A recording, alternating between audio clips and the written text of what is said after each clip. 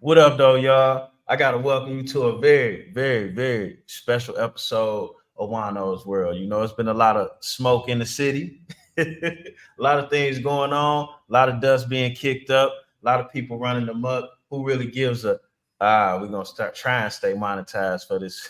We're gonna try, even if we don't succeed. But I got the bad man himself, so you may call it, Mr. Debo himself. Some may call him. Dawgface Calderon in the building over here at Juan-o's World. Mono's World, what's the word, man? It's Doggy Dog checking in, man. I appreciate the opportunity to come on and talk to your viewership, bro. It's my pleasure. It's an honor. How you doing? Man, I'm all right. And yourself? How your day going? Oh, bro, I'm just working. Yeah. No, You know, the way people talk about you, I would have thought you wasn't hospitable.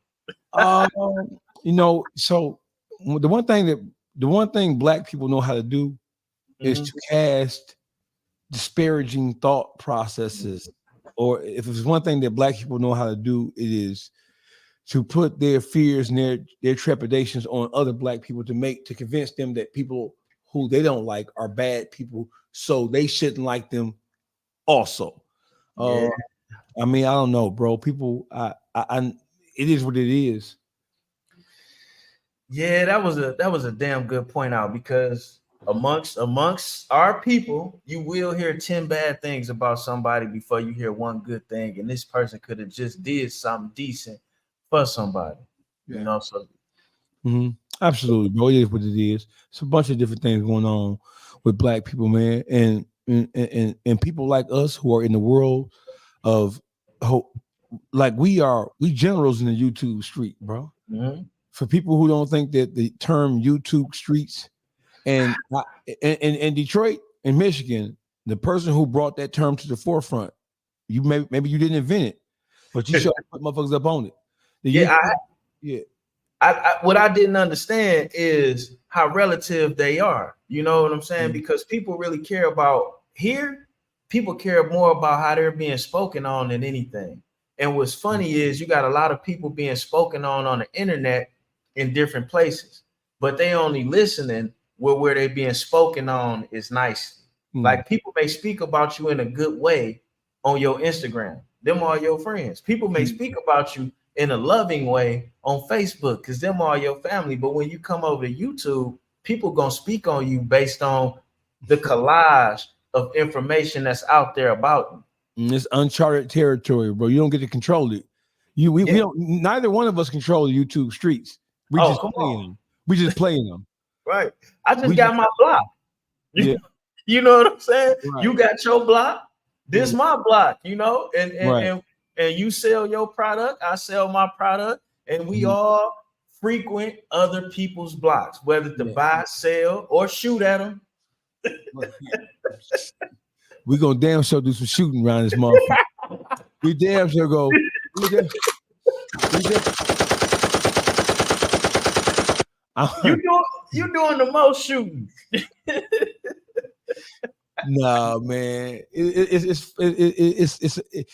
feels good to be able to have an impact on just on people who are interested in hearing different perspectives, man. I appreciate it. Even if I don't like it, I can Right. appreciate people having a voice. The First Amendment is an important thing to me. It's freedom of speech, bro. It is what it is. I'm gonna like it. I'm not a thin skinned person. People say all kinds of shit about me, man. And you know, do I ever get aggravated at some of the things? Sometimes, Mhm. especially when I know it's not true. But then I take in consideration that I'm dealing with people who are talking about me from afar. They're not talking about Mhm. me to my face. So I, Right. I have to sometimes I have to remind myself um, not to let myself get too far gone with somebody's opinion when they're talking to me a million miles away. You hear me? It is what it Right. is. Right. Does what's going on in the because you know more about the Detroit rap scene than I do. You've been around it longer, and then you've been able to play in it at a level I'm aspiring to make it to. Does the thing have the things you've seen since you've been involved? Does that aggravate you? I mean, well, there's different components of the music business. Mm-hmm. Um, I consider myself a part of the entertainment industry as a whole, not just music, right? Okay.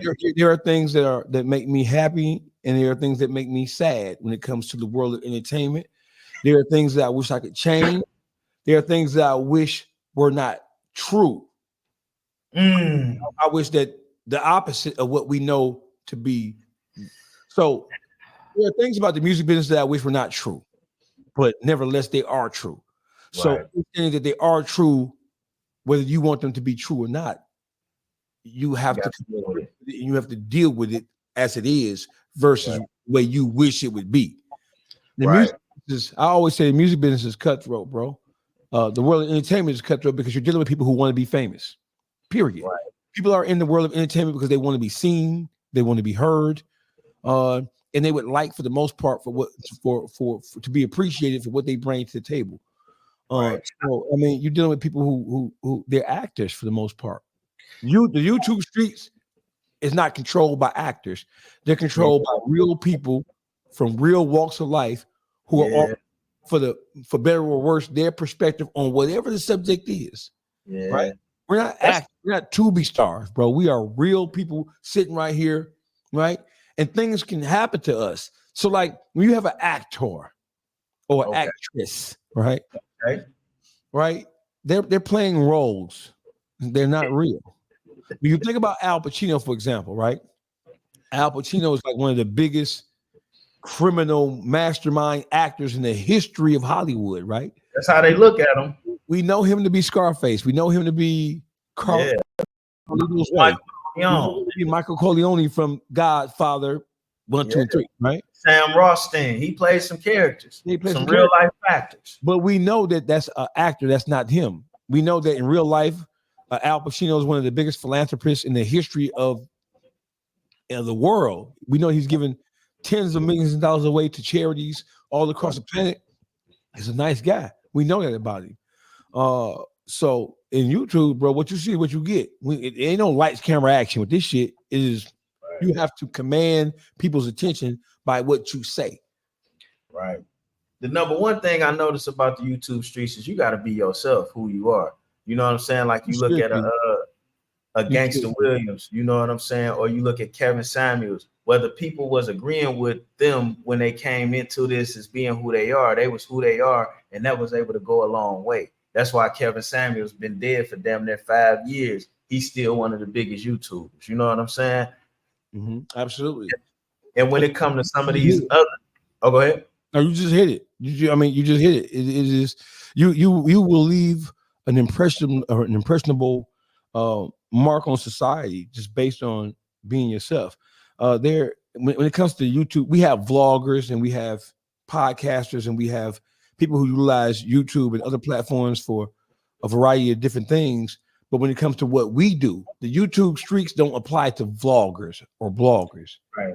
The YouTube streaks applies to podcasters because we control, right? It's a reason why, and you said some earlier, and I want to touch on it before we just move forward, right? You talked about how people they like you for your perspective, right? But sometimes even podcasters can become jaded and they can think too much of themselves because all they're hearing is people who are acknowledging the truth or the correctness of what they're saying, right? So it's just kind of like I'm a CNN fan, but I switch over to Fox News because I want to make sure that CNN ain't blowing smoke up my ass. So I want to hear. This year they all been blowing smoke, but I mean, it's crazy. It's absolute nonsense this year, bro. Did you vote? Did you vote? I'm voting tomorrow. I think it's a bunch of bullshit going on. I got to put my vote in myself on that day. Yeah, I mailed my ballot in.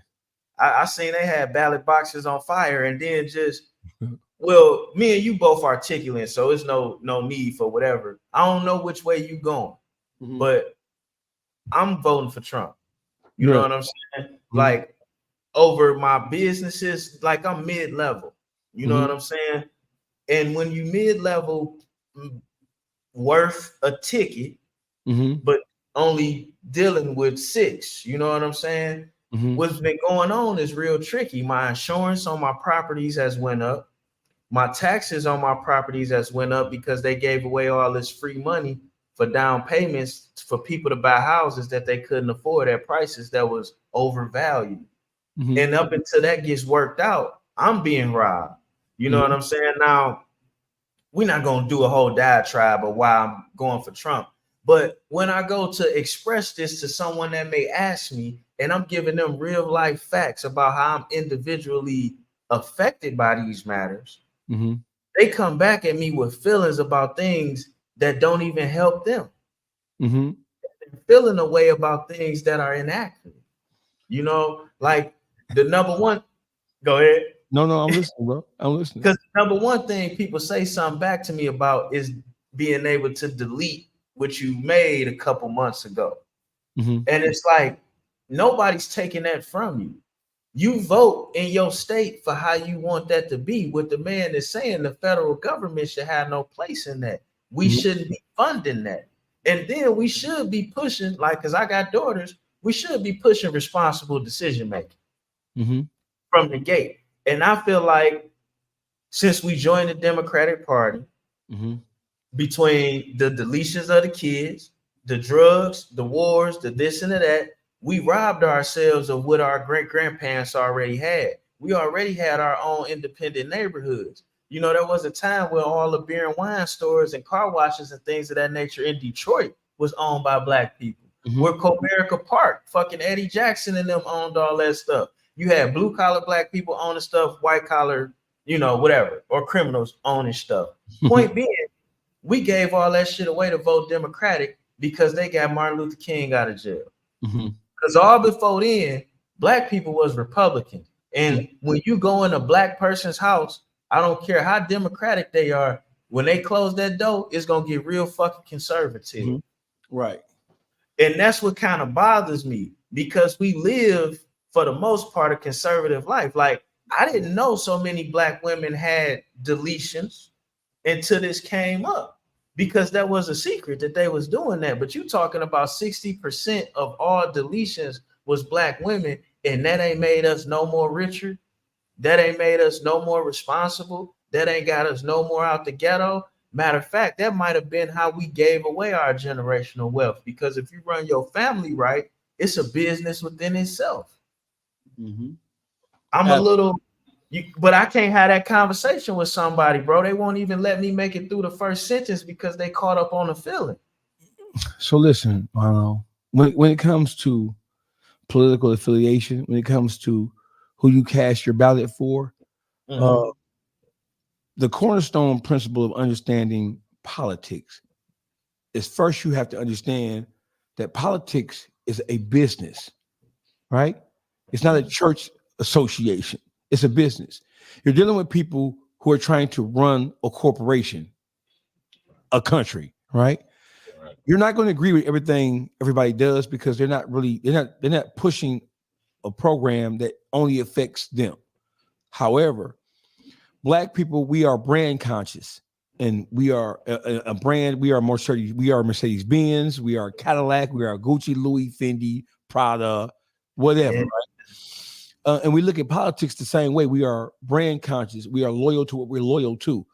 That's one of our biggest Achilles heels, is that we are loyal to people without consistently and constantly examining whether what this particular political party is doing is beneficial to us. We're concerned with everybody else when everybody else is really only concerned about themselves. Like, for example, we're from Detroit. In Detroit, we have the largest Arab Chaldean population in the country. There are more Arabs and Chaldeans living in metropolitan Detroit than all other states combined, right? Right. That's why Saddam got the key. The Arab and Chaldean population of metropolitan Detroit, they go in and they sit and they talk to the mayor. They go in and they sit and they talk to the city council.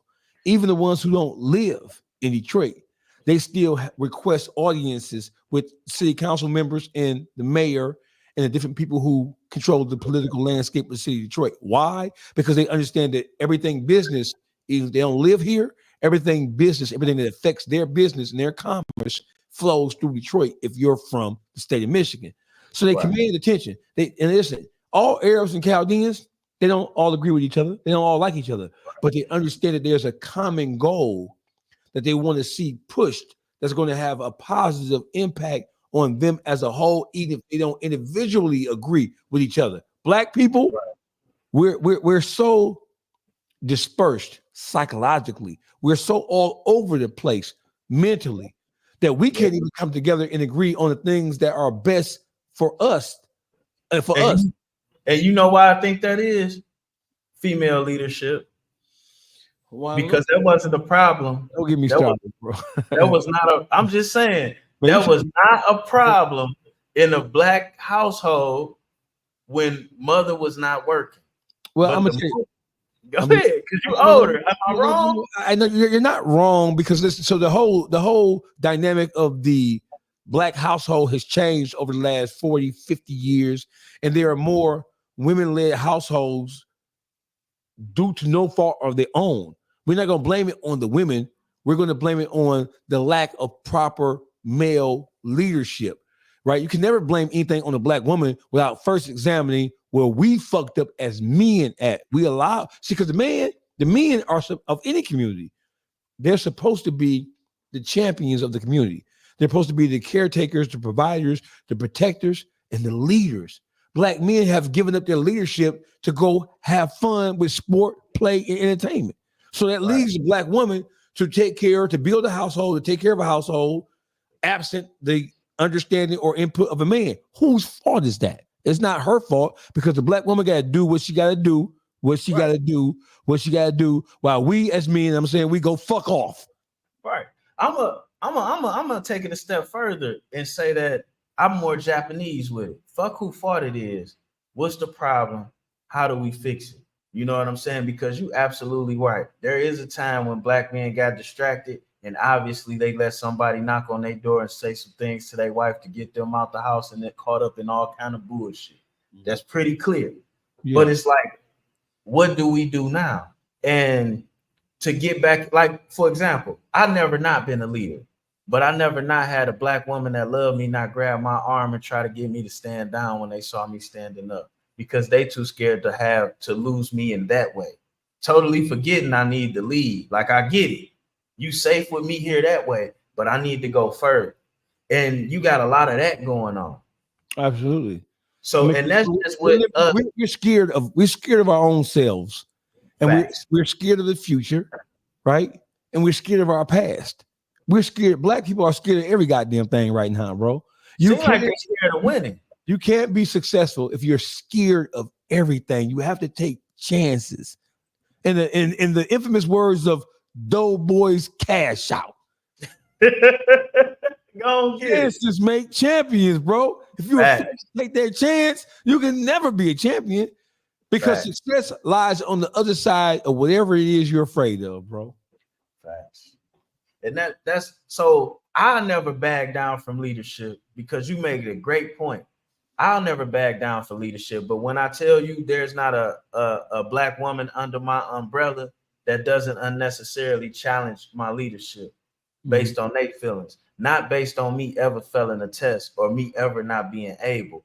But like my mother, before I bought my first house, I tried to buy her a house in 2008. She like, oh no, hell no, I don't want to, the whole indoctrination of the responsibility of ownership, which would have ended up being the best thing ever had I had bought her that house.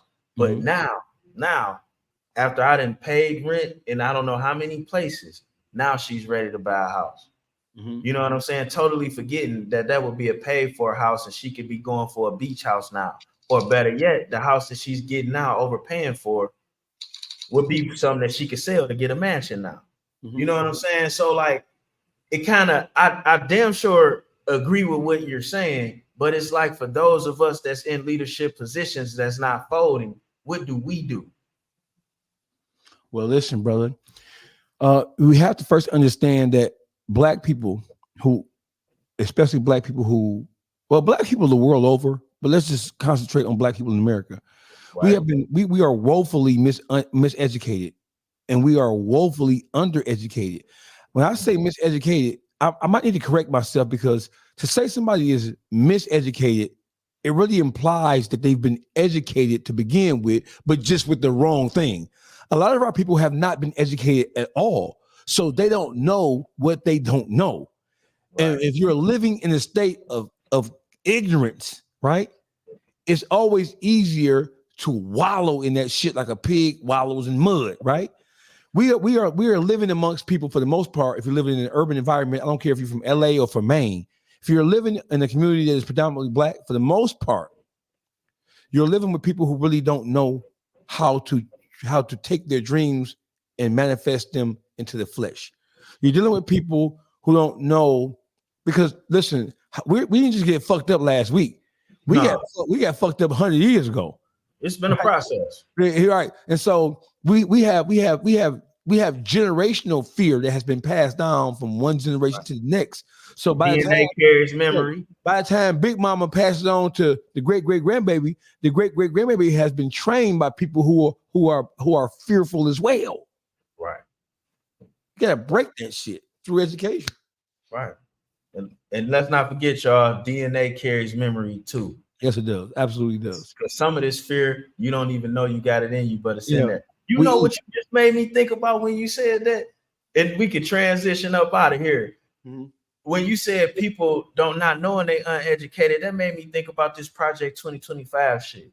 Like everybody forgot Schoolhouse Rock. I'm just a bill sitting on Capitol Hill. It's 1 million proposals getting wrote every year. 1 million lobbies getting done every year. It doesn't happen without all three branches of government saying it's okay. And that's a whole lot of people agreeing. It's called co-equal branches of government. Yeah. Right. So nobody could just make a proposal, even the president, and it becomes law tomorrow. No, I mean, the president has certain executive privilege powers that he can enact for the betterment, for the protection of the country. For the most part, all that legislation has to go through the House and the Senate before it even hits his desk. But you know what you just pointed out? The president got the power to lock that border down anytime he wants to, don't he? Oh, yeah, because that's a part of defending the the infrastructure of the country. Hell yeah. You know, sometimes you got to teach people without letting them know you're trying to teach them something. And I appreciate it's called tricking them.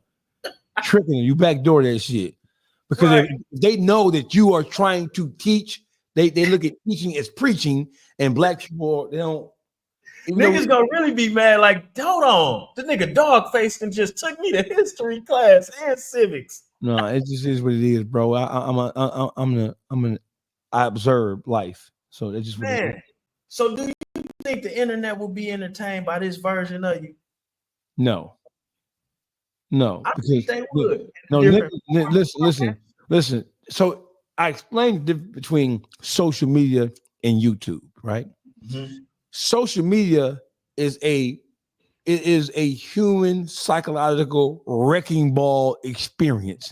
Social media, whether it be TikTok, Twitter, what the other shit is, all that shit, they want to see you crash out. They want to see you act out. They're not there to listen to your motherfucking political insights or your social engineering. They don't give a fuck, but they want to see you crash. They want to be entertained.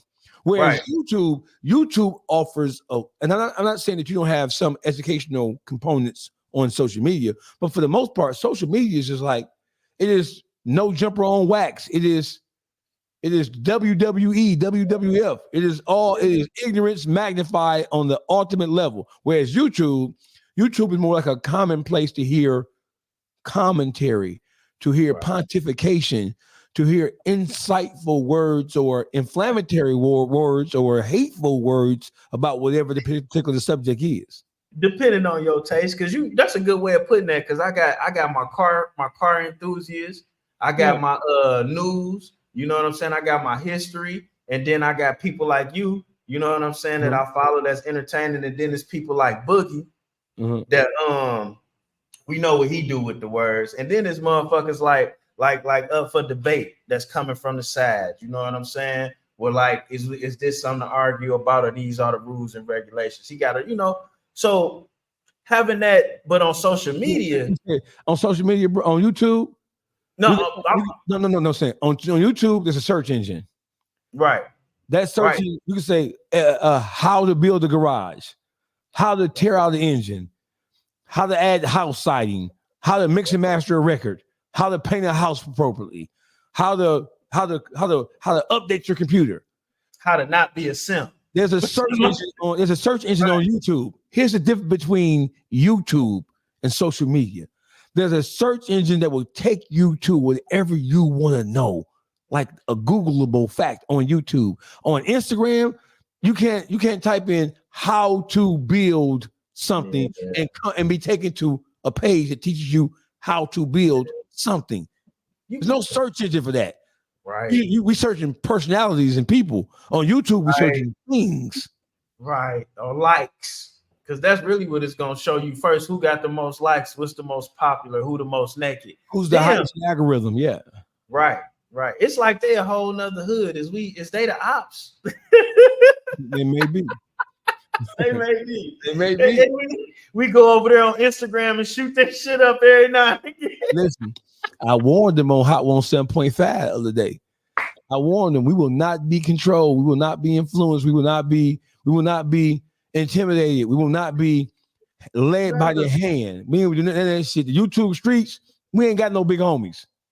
Man. We ain't got no OGs. Y'all can miss us with that shit. Yeah, man. Yeah.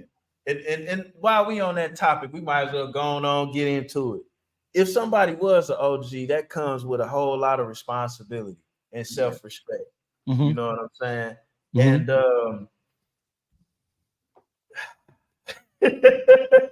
let's start right there first, though, bro. Let's start with the responsibility. So if there was OGs, we have people who have been on this platform longer than others, right? But that don't mean just because you've been here longer than somebody else. See, the confusion comes in where people think that being an OG means that you're just older than somebody else. No, that means you're an old head. Right. That means that a motherfucker ain't bust your bitch ass head and you've been allowed to grow old. That don't mean you're an OG, bro. That's the biggest misconception in the world. Just because you're older than everybody else don't mean you an original gangster. That ain't what the fuck that means. Is it an in-between point? Like, don't nobody like you followed the rules, but maybe like you followed the rules and you've been a good player, but you didn't make it to the term OG means what it means. The term OG means that you're an original gangster. Right. No, I'm saying like, is it a midpoint between being an OG and an old head? No. Okay. An old head is just a motherfucker who just managed to live longer than somebody else. Okay. So it is. OG, there's responsibility. There's qualifications that must be met in order to qualify for that title. OG is a title. Right.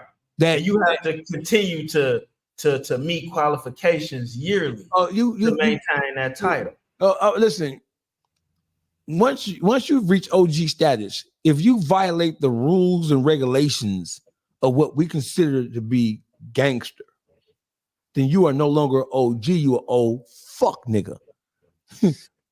Right? It's different between big unky or unk. Unk don't come with no respect. Unk just mean you're old nigga.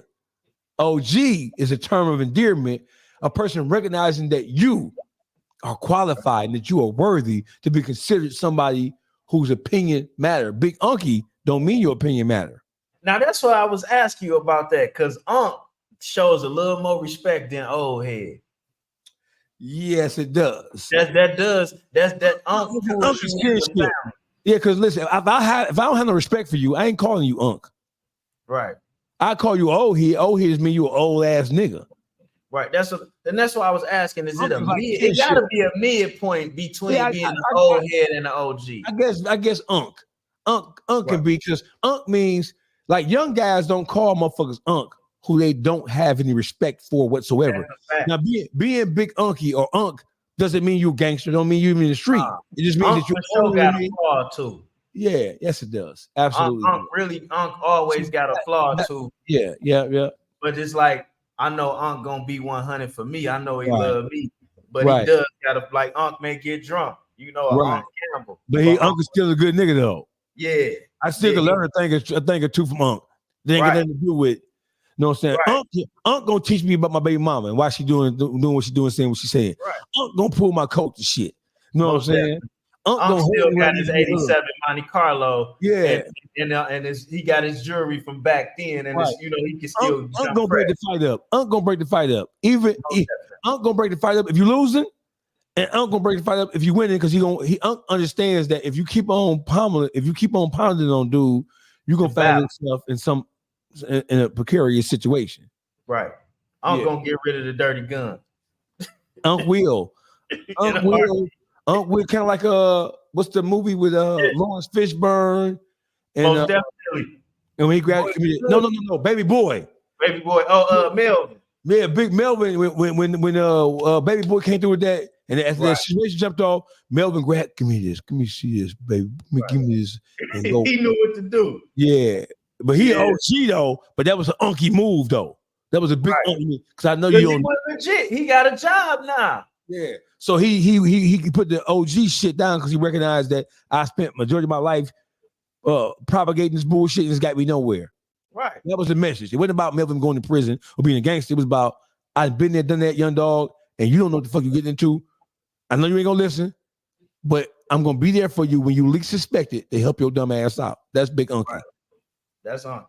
Now it's good. That's a damn good point, man, because within our own city, it seemed like a lot of people may have been living images or in positions that maybe they should not have been, or maybe they had to live up to. And I agree with you, but then I also understand how it is to wake up one day and you got a pair of shoes on that you wanted that you just can't fit. Mm-hmm. And you jump out the window trying to grow your feet into them bitches. Mm-hmm. You know what I'm saying? And is that one of the things that annoy you? Let me tell you what annoys me. I'm listening. What annoys me is fakeness. What annoys me with so there are different levels of this shit. When it comes to just the streets, I've lived in the streets almost my entire life. The first time I ever got locked up, it was 1984. I remember it. It was April 12th, 1984. It was the first time I ever went to youth home.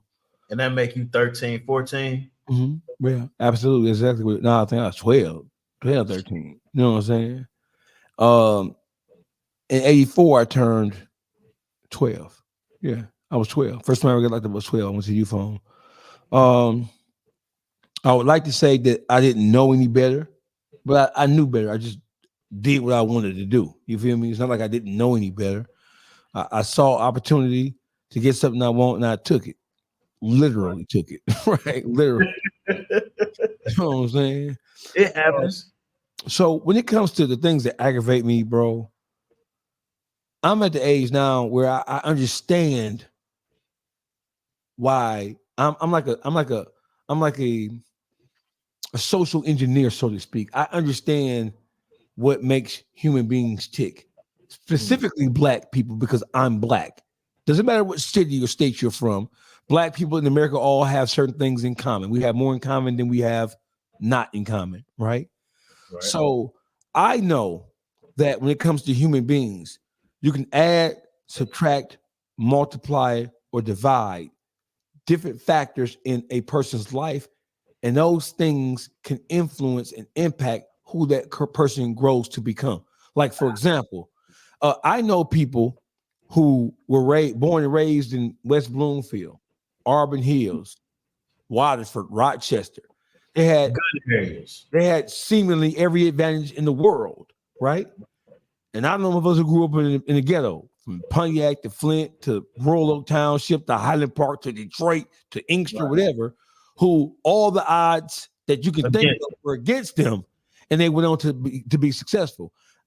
I knew people who grew up in Bloomfield whose mother was a doctor, daddy was a lawyer or a businessman, and them kids grew up to be drug addicts and dope fiends and wind up in the penitentiary. So you can take it is more about your immediate environment, because people think, well, you grew up in West Bloomfield, you grew up in Rochester, so you should be this, that, the third. Man, listen, you have successful people who bear kids, but they might be successful financially, but psychologically and morally, they might be bankrupt or corrupt as a motherfucker. So they're really raising a flawed kid or a flawed child with a flawed concept and perspective of life that they're going to grow up to be not shit. On the flip side of that, you can have somebody who live on Mac and Bewick who ain't never seen their goddamn daddy. And mama on dope, but the big mama raised them, and big mama took them to church. Big mama whooped their ass when need their ass whooped. Big mama didn't have a bunch of money for Air Jordans and shit, but she kept them clean, right? And those through the guiding hand of somebody who really loved them and care took them and nurtured them properly, they grew up with a moral code. They started at a disadvantage financially, but they grew up with the strength and the resilience to blow past anything they may try to stop them. Right. So it ain't about how much money you got. It's about what the integrity of what happens inside your immediate environment. That is what's going to be your guiding principle. Those are going to be the things that can like push you towards success or failure. So when it comes to your question about what aggravates me, basically what you're saying, bro, I know these niggas. I'm understanding these niggas. Nothing that these niggas do surprise you. I've talked to you a million times, and you have never seen the register of surprise or shock on my face, right? No, it's typically me that's surprised. Yeah, I'm not. I gotta call you and be like, you know what, you was right. Yeah, I know niggas. So I don't want to say that I am a skeptic in terms of, but I know what I know. I know human beings. Right. I know what niggas will do. That's why I try my best to safeguard myself and to safeguard my family, right? And even when I was in the street, for real, right? I always tried to put my family in a situation where harm wouldn't touch them based on the shit I was doing. That's why most recently when a nigga put my family's address online, when you look at his concept was, I'm going to try to win by any means necessary. That's like saying, I'm going to try to stay free. Well, I got to tell on a nigga. Well, I got to cross my man out. Ain't no motherfucking moral code there. It's just a nigga will do anything. I'm not willing to do anything. Like, for example, we talk about Al Nuke right now, right? Right. Al Nuke. I know where Al Nuke, I know where Al Nuke lives. I know where he lives. Right. I know where his children live. Right. I showed you their addresses. But you know better than I would never. And my point to you, not publicly, I know where he lives. I know where his children reside. I know where the mother of his children reside. Right. I know where people in his family live. But in my dispute with him, good, bad, or ugly, there are certain things that I'm not willing to do because it ain't gangster. And I understand that whatever issue I got with you, nigga, I got it with you. Like, for example, I can get mad at you right now. You can invite me to your house right now, right? I can get mad at you tomorrow. I'm never going to repeat anything that I've seen happen in your household. If I'm mad at you, my nigga, I'm mad at you about what I'm mad at you about. If you did some shit 6 months ago to me that I don't like, and I didn't say anything about it 6 months ago, you gotta let that go. I'm gonna let that go, right? There's gangster conduct that is universally understood. You don't get to jump in and out of the gangster role like an actor in a movie when it suits or fits what you want to do. Now I gotta. I'm not shooting back, but I gotta remember the earlier point you made about some people might not have been educated at nothing at all. Mm-hmm. You know what I'm saying? Now, when I first came into, even though I'm more on the hustler side, when I first came into it, it was an education with it. Just because I knew the person that had the pure, clean quality didn't mean that I could get it. You understand? Mm-hmm. I had to go about it my own way with him watching me until I made it up to a point where he, put his arm around me and taught me. But before he was willing to even deal with me, he had to watch me get fucked over a couple of times so I understood some things before I got put on his line. And my thing is, I think some of these guys have never been made to understand some things that need to be understood before they got money or before they got fame or before they got whatever. So they may not have never been qualified in the first place. Like I was asking you about Dirt. I personally think, now, I was a nerd around killers, but if I said no, everybody respected it because they knew I would fight, whether I was going to lose or not. You know what I'm saying? I don't think Dirk had the pull to be able to say, no, we gonna let this go, and he still keep his crew tight. I think they would have looked at him to eat off of him if he said no. I could be wrong, but I think that situation is similar to some of these people who found their pants in the dog's in the dog's grip. Like, you know what I'm saying? Brother. When it comes to Dirk, what happened to Dirk happens to we talk about it because it's Dirk and because of who he is and because of his status in the world of entertainment and in the black community because of his celebrity and the money that he has. But what Dirk is going through, you have thousands of young black men and women who are going through something similar, who instead of doing what they know is right, they allow the noise and the chatter from people who don't give a fuck about them whatsoever to push them to do things that I'm not going to say is not right. I'm going to say that's not the most appropriate, reasonable, logical thing to do at any given point in time. You looking for there's a such thing as walking the nigga down. Most right? definitely. I think allegedly we gonna because I ain't gonna keep on saying allegedly. I'm gonna say it one time, and that one time is right now. Right. There was a thirst to have some immediate get back. I think that he allowed. I think if he is in fact deemed responsible for what they say he's charged with, I think it all has to be traced back to him being peer pressured, not just by his inner circle. Because how dare we assume that his status doesn't reverberate up and down his immediate chain? Dirk ain't surrounded by the dumbest niggas in the world. So we thinking about the drilling and the killing that go on in Chicago, but Dirk is also surrounded by some intelligent people like his father who taught him Islam, right? So he's not just around dumbass niggas, but sometimes the dumbass nigga, that the noise, the chatter, the white noise from dumbass niggas can overtake sound and reasonable noise from people who really have your best interest at heart. So I'm not going to say that Dirk was influenced by people who, because he's the only star in his crew. Yeah. Without him, people go hungry, right? So whatever he says goes. I think that Dirk was more of, allegedly, I think that Dirk was probably more affected by what people he don't even know.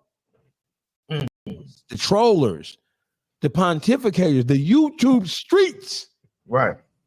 And I want to let y'all know some of the people in the YouTube streets is fed. Some of these bots that try to antagonize you and suggest things or say little things, some of them motherfuckers is the feds and the police. Please know that. Right. So I think the noise, I think him wanting to prove a point, or his crew or somebody around wanting to show the world that we are not pushovers, that we will not allow this thing to happen to go unchallenged. And that's crazy because he wasn't the biggest artist, but he has been exercising vertical control over the music industry, from the streets to the executive board to nigga Drake got to question Dirk. Can he do a song with a motherfucker? That's a lot of power. Mm-hmm. I don't see how you can get Dirk is a superstar, bro. Dirk is a superstar. Period. Dirk is a superstar, just like NBA YoungBoy, just like the Rod Waves of the world. But it's like he more of a, even though NBA sold more records, got more pull, more power. It's like Dirk a big, like he. That's because NBA hasn't been allowed to travel and move around because he's been in trouble with the law for 5-6 years. So he kind of like, he ain't been allowed to go on tour. He ain't been allowed to really move around. So he boxed in. You feel me?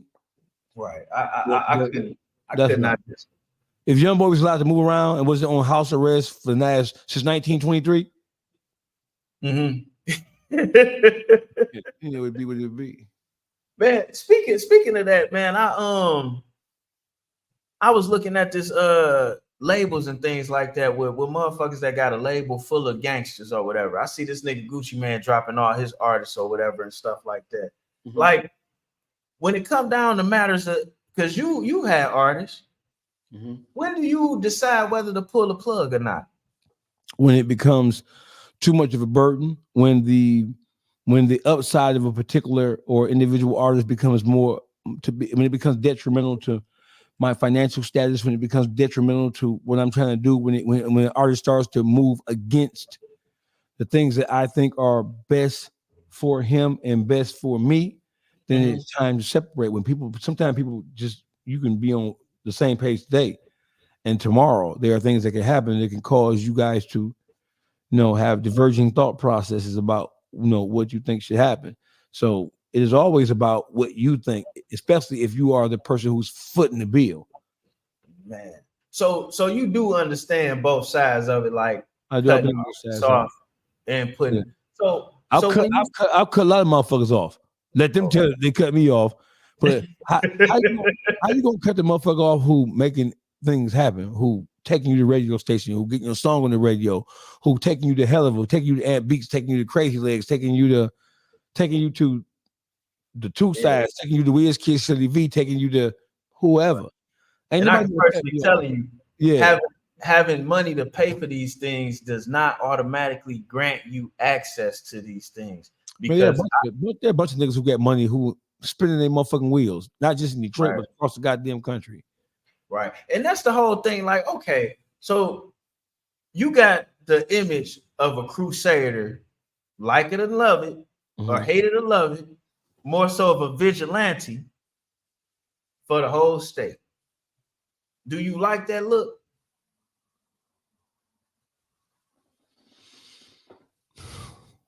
So I'm a man who has an opinion. Right. My opinion is based on what I think is right and appropriate, whether somebody else thinks is right or appropriate or not. I have a moral code. I'm standing on shit. Most definitely. I am not willing to bend or break because I don't have to. Right? I'm independent of. I'm an independent operator because I'm in a position and I'm fortunate enough to be able to be that. I'm not signed to any particular philosophy like an artist signed to a label. Hold on. I can't let you shortchange yourself like that. You can't just say fortunate. You had to take sacrifices. You had to take whatever it was you did. No. So the whole thing is nobody. So I don't really talk about my own I talk about the shit I get. I don't talk about I feel you. But motherfuckers look at somebody like you and it's like, nigga, I'm supposed to have a Rolex too. And it's like, hold on, bro. Niggas might need to know about, not you gonna specifically tell them, but niggas might need to know, like, you sacrificed a whole lot in the beginning to have a better ending. Because these motherfuckers, on my page, I do a lot of mentoring. Motherfuckers want to make birthday cakes with pancake mix, bro. And I can't have a millionaire on my show and let it go out that you could just be fortunate and be a millionaire, because you could win the lottery for 10 million and be broke. When I say that I'm blessed and fortunate enough to be able to control my own destiny as it specifically relates to the world of business or entertainment, that's just the way. That's the fact. That's what it is, right? How I got there is a story. It's a journey. Bro, listen. I did 17 years in the penitentiary, bro. When I came home from prison, I got 2 jobs. 2. I was a janitor at Michigan Desserts in Oak Park on Capitol. It was Maya's Food Internationals. I was a janitor there, right? Cut through the street for the semi trucks. Yeah, cut through. Exactly what it is. They won't not fix that damn street. I was a janitor there. I made my first job was there. I was a janitor, right? I knew how to be a janitor because I was in prison all the years, bro. I know how to mop floors, strip and wax floors. I know how to clean bathrooms. I did it in prison. You know what I'm saying? At some point, not my whole bit, right? If you in prison, so basically you did a good job at them jobs. Yeah, good enough job to be, and I was different because I came from the penitentiary, so I was serious about shit. Motherfuckers out here in the street, relax days ago, they don't give a fuck. They don't give a fuck. I started off as a janitor. This is a little known fact. I started off as a janitor. Let me tell you my journey. I started off as a janitor at Maya's Food Internationals in Oak Park. I went from a janitor to, shout out to my man John Smalls, man, my LA cat. He a Puritan cat. He a Puritan cat in Detroit, man. And a lot of guys off they know John because he had the cherry red 6-4 Impala back in the day. Light skinned John. Okay. He was working there, bro, and he worked in the main department. He taught me how to drive a high-low. Right?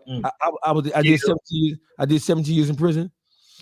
I came home and I was fortunate enough to be able to come home to a situation where I had money. I was comfortable. I had cars. I had clothes. You would have never known that I did 17 years in prison because I didn't look like it. Right. I didn't come home with no do-rag on my hair, teeth missing, pants hanging off my ass, talking dumb shit. I came home getting right on my job. I had children that I had left out here who were grown by the time I made it back to freedom. So I worked as a janitor. I went from a janitor to a high-low driver. Right. I left that job and I went to JCI Bridgewater, which is a part supplier automotive company. They made headliners, dashboards, door panels for Ford vehicles, right? They cut out the plastic parts. Right, exactly. I went there as a janitor. I left there and I went to another JCI facility that was loosely affiliated with that one as a janitor. Meanwhile, I'm still having motion in this. Right. I'm still. This one you doing you the rapper Dawgface at this time? Bro. No, hell no. I wasn't no motherfucking rapper, bro. I wasn't no motherfucking rapper. I just come out of the penitentiary, bro. I didn't give a fuck about no rap shit, bro. I came home and had to get to it. Right. So what year? Finish with the story, and I'm gonna ask then because this is shit. I went from a janitor. I did such a good job as a janitor, and this is I never told this story before. You're getting this first. I did such a good job. I did such a good job as a janitor that I'll never forget this. And people who know this job, know this facility, know. I was at JCI Bridgewater out in Warren on Van Dyke and Tank Ave. So when Martin Road comes to Van Dyke, so from Van Dyke going eastward is Martin Road. Right. And then from Van Dyke going westward, it's called Tank Avenue because that's what JCI Bridgewater is there. The facilities manager of that location, her name was Ann K. She has a Greek name, it's hard to pronounce, so everybody called her Ann K, right? Ann K, she seen my work ethic, bro. I was out of prison maybe, and these things transpired fast. I was out of prison maybe 3 months. You still serious with it, though? Right? No, out of 3 months. I was out of prison 3 months.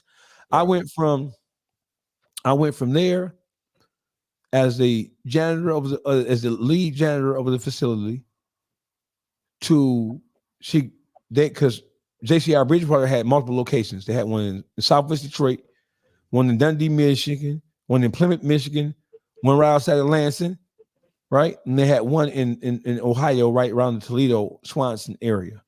Okay.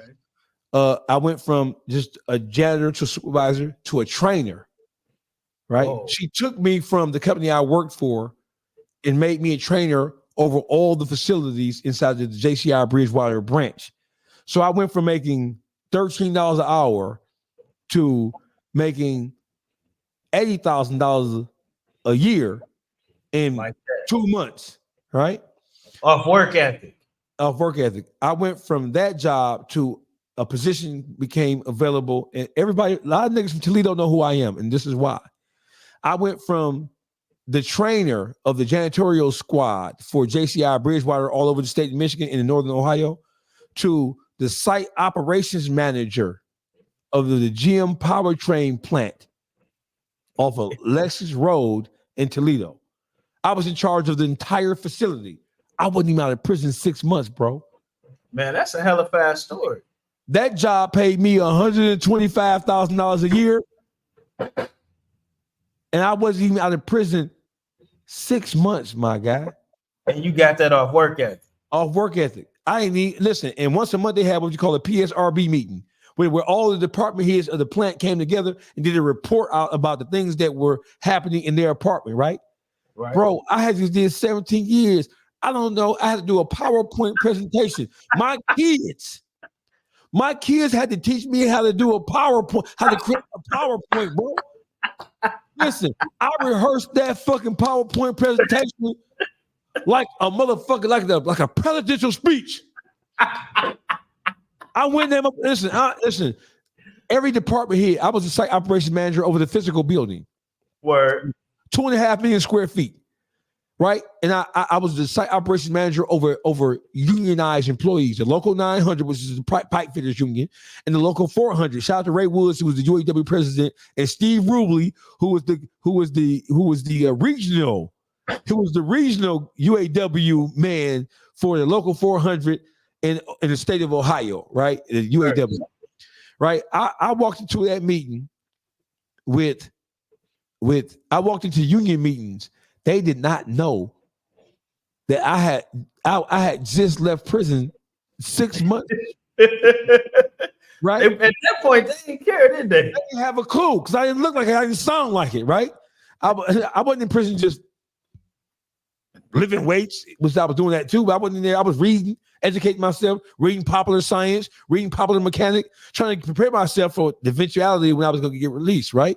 I went to your vocabulary and all that shit was on point, bro. I went to the PSRB meeting, bro. I know I'm boring your subscribership, bro, but I went to that PSRB meeting with all the department heads of that plant. Everybody from Toledo. I hired hundreds of people into the GM powertrain plant in Toledo, hundreds of them. So a lot of niggas from the streets of Toledo, they know me. I had became Dawgface during this whole time, right? They know me. Right. That's our site operations manager. That's Big Unk. That's the OG. I wasn't wearing that penitentiary shit on my sleeve, bro. Right, and see, and I'm glad I was able to tie all that in. Bro, listen, don't nobody give a fuck you was in prison, bro.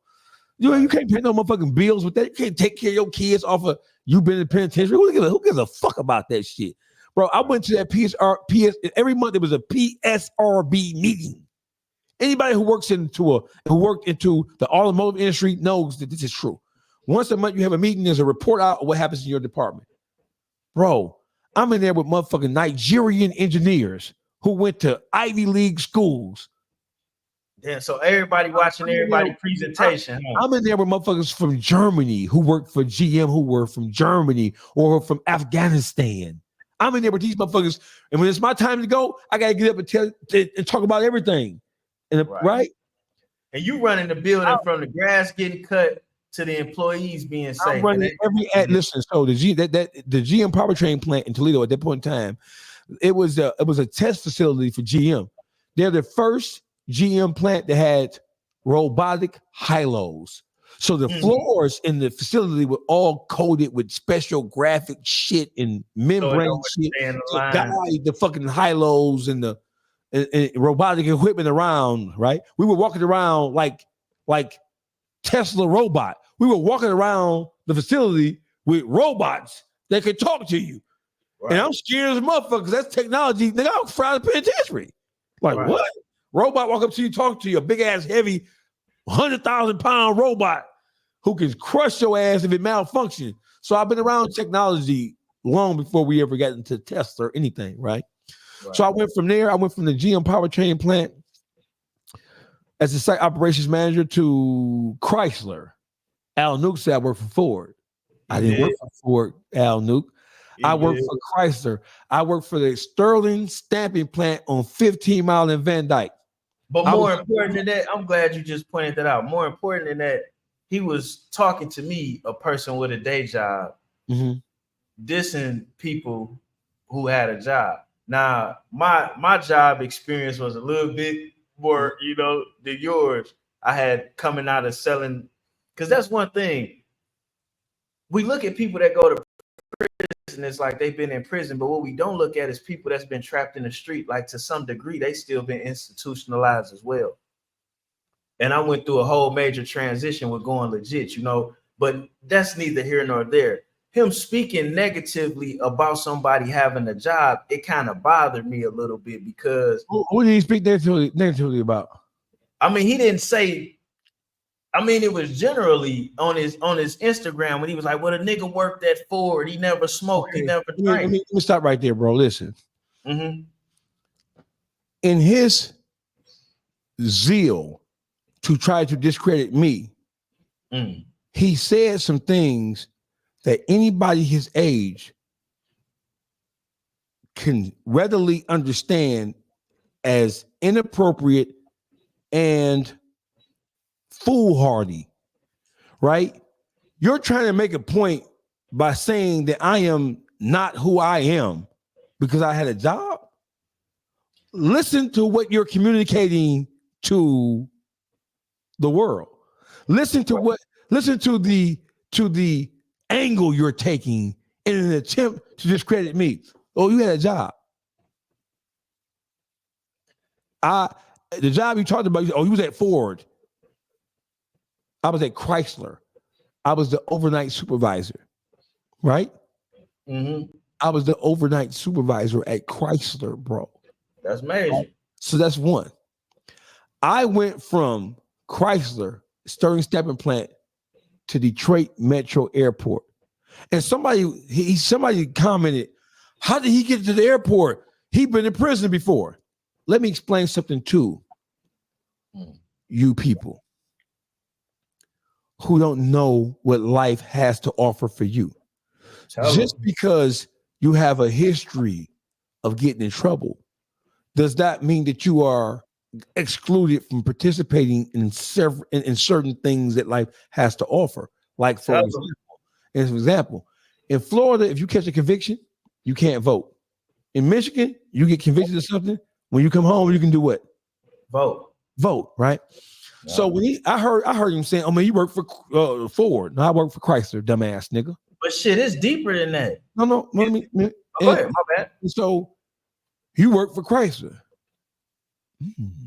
I'm a nigga fresh out the penitentiary. I know motherfuckers who do 4 or 5 years who come home and can't get right. I came home with the understanding that I'm going to do everything in my power to be as successful as I possibly can and utilize every tool that I have at my disposal to be that, whether it's in the street or whether it's legit.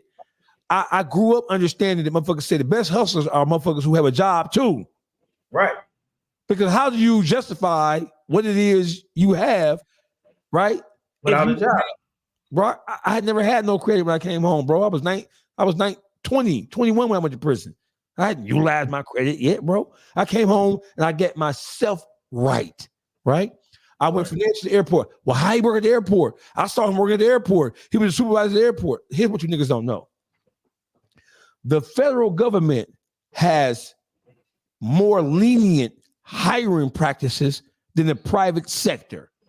Right? Let me say that again. The federal government has more lenient hiring practices than the than the private sector. What do I mean by that? So check these facts. You can work in a federal facility like the airport, which is federal property, is controlled by the FAA, right? Right. You can work at a federal facility, but not as a law enforcement officer. You can work inside the airport as long as your felonies are 10 years old. Right. I spent 17 years in prison. Right. So when I came home, I was already past the point. Already past that point. And number two, because I've been on the highest levels I've been an executive. That's the point I was about to make. Hold on. Go ahead. I went from the airport to Cisco Systems, the food distribution company. I was the site operations manager over Cisco Systems in Canton on Van Born Road. Right? I hired many of a black man from Inkster, from Detroit, right? I was in charge of the hiring and firing. I'd hate to see you fire a nigga. Oh, I fired me a motherfucking new job. We got to go. Right? So listen, I was in charge of the Canton facility, and they had just opened up a facility right outside of Chicago. So they put me in charge. I had 2 assignments. I was the site operations manager over the Canton facility of Cisco Systems, and we call it the Illinois, the Chicago branch, but the facility was right outside of Chicago. I think it was in. I don't know if it was in Springfield, but it was right outside of Chicago, right? And I was in charge of that facility as well. I get paid 2 checks. I made total maybe $160,000 a year. Killed them. Right? Killed them. and that was all the way up until 2017. See? 2017. So in the meantime, in between time, I was acquiring property, right? I have property in my company name. I have property in my children's name. I have property in my name. In the state of Michigan alone, I own 23 pieces of property, residential property. I own 4 pieces of commercial property. I own property in Florida. I own property in land in Alabama. My family, originally from Alabama, I'm buying up every piece of motherfucking acre I can find in Lee County, Phoenix City, Alabama, in Bessemer, Alabama, in Huntsville, Alabama, in Tuscaloosa, in Birmingham, Alabama. I'm buying parking lots. I'm buying vacant fields. I'm buying whatever I can buy. Just because. Because the one thing God ain't making no more of is land. You can tear a building down, put something else up, but that land ain't going no motherfucking where. Right. So to your point, and I'm sorry I cut you off. You good? I'm bro. You trying to shame me? It's just the one point I wanted to make. Go ahead. Once you got them qualifications, then you in the door. Because once one company that certified you, that next company, you got a they'll do whatever. That's right. You just said it. They need you. And that's what I be, because like I say, most of the things I be looking for the redemption in the story. And a lot of people, like you said, they're just wallow in shit. But it's like, yo, you got this qualification. Somebody already put a title on you, certified. You can use that to go to your next step. But motherfuckers be so busy giving up and quitting and shit before they think it's crazy. Listen, bro. And listen, when we living in a day where a motherfucker can try to attack a motherfucker, or he had a job, he worked. We in Michigan. Well, listen. We in Michigan, bro. Where do you think the majority of people who have jobs, who taking care of their families, work at? Come on, inside of the big 3. So, he had a job. I was in upper management the whole time. I wasn't standing on the line, and I'm not saying standing on the line is a bad thing, because I was willing to do what I had to motherfucker do to make sure I had some of my own. Right? So that's what's important for motherfuckers. Listen, if anybody listened to how a motherfucker tried to attack me, bro, and how a nigga was just throwing shit at the wall trying to see what would stick, when that was happening, I'm talking to you. I'm sitting here. You calling me? I'm making me a smoothie while a nigga trying to attack me on Instagram. Say I'm lying. When you ain't lying, man. You call me was out. Ooh, nigga, I'm making smoothies, nigga. Say I'm lying. I'm adding peanut butter. You're not lying. I'm laughing at this shit, bro. Cause you know what? When I walk outside, that car costs $100,000. Right. I was my whole thing was, nigga, I'd have been shitting the brick. Like, nigga, you trying to shut my YouTube, and I don't even make money off YouTube. It's just something I built. Hey, listen, let me tell you something, right? The one thing I know about a nigga, a nigga will try niggas are crab, a nigga, not a black person. A nigga will do all things unscrupulous based on envy, hatred, and jealousy to try to walk a motherfucker over a cliff. Al Nuke knows the kind of motherfucker I am, and the things that have transpired over the last 4 or 5 days have let you know, and even a casual observer know, this nigga know what it really is, because he quantified what it really is when he responded to the boxing match, right? Now don't forget, he said this. That nigga for Pontiac. He did. He was from Pontiac. He did. Right? He knew I was from Pontiac, bro. I've been getting interviewed for 1 million years, my nigga. I have been getting interviewed for 1 million years, and he even lightweight made reference to it when we did the More Than Music shit with Flosslot and BZ back in 2012. Yep, and that was one of the points of contention between us. I told him, I'm like, yo, man, hold on. While I got you here, we're gonna do both. Because he wanted me to promote the fact that he was gonna come on my show. And when I told you he was gonna come on my show, you said he was not. Mm-hmm. and this is gonna be the not today, but yeah. You wow. said you before you told me. That's why I know you think people don't be listening. You Mm-hmm. told me he was going to eventually call me and Mm-hmm. say what he said, Mm-hmm. and that's why you because he needs you. He needs your platform now. He needs you. He needs your platform now. Listen. He can't. Did you know Al Nuke?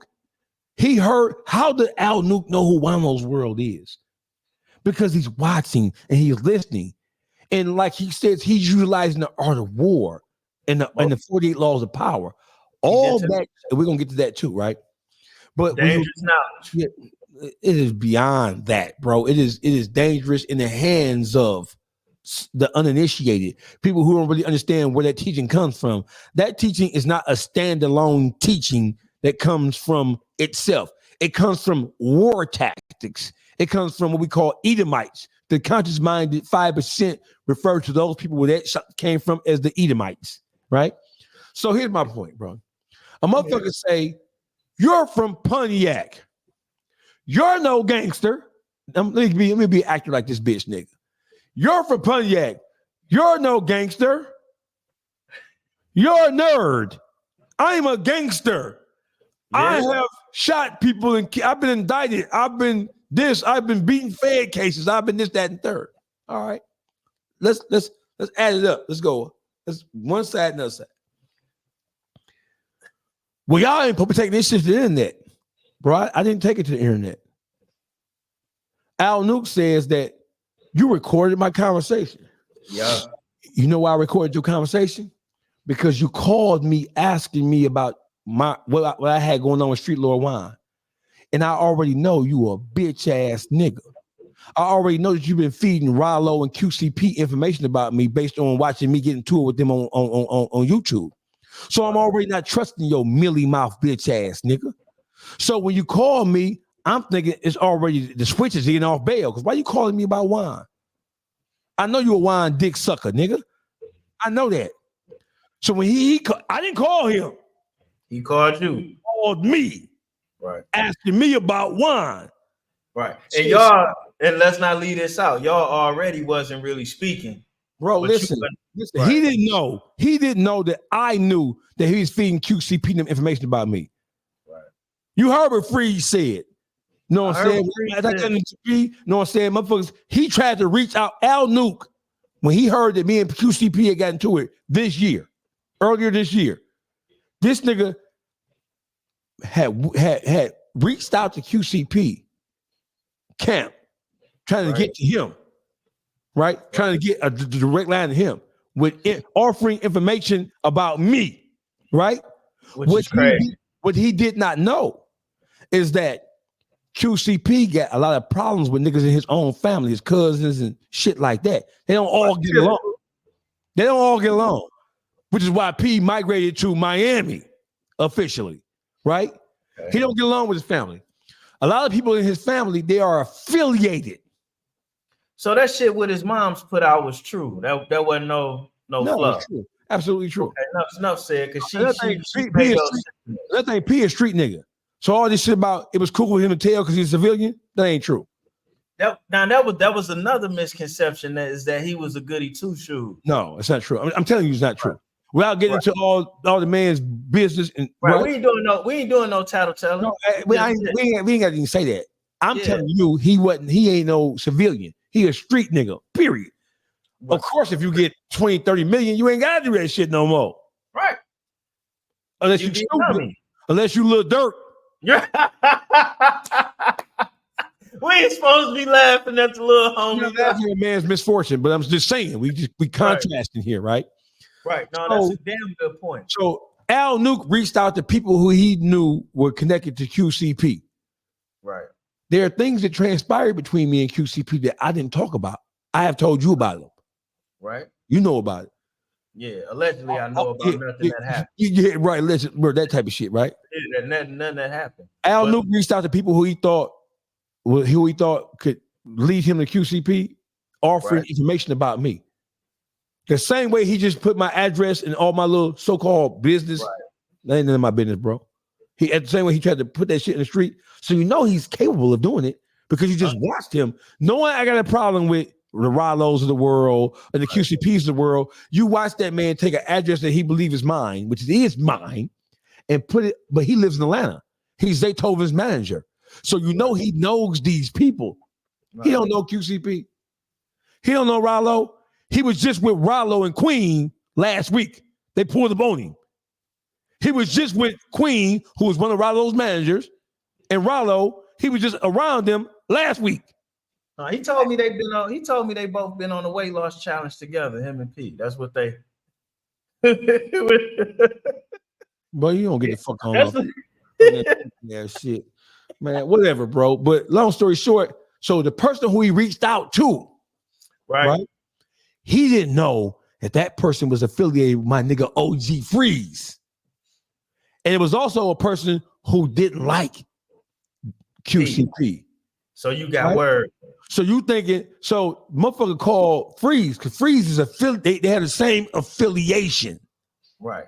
And I'm following you with the affiliation. So Freeze is big OG from the fair joint to the street.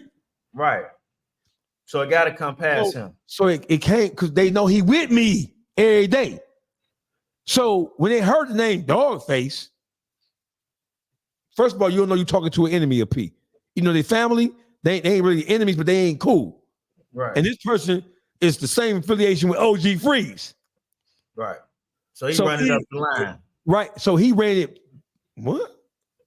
Right. So he called Freeze like, man, this is a nigga named Al Nuke trying to reach out to P, talking about some nigga named Dawgface. It's the same Dawgface that you be with, Freeze.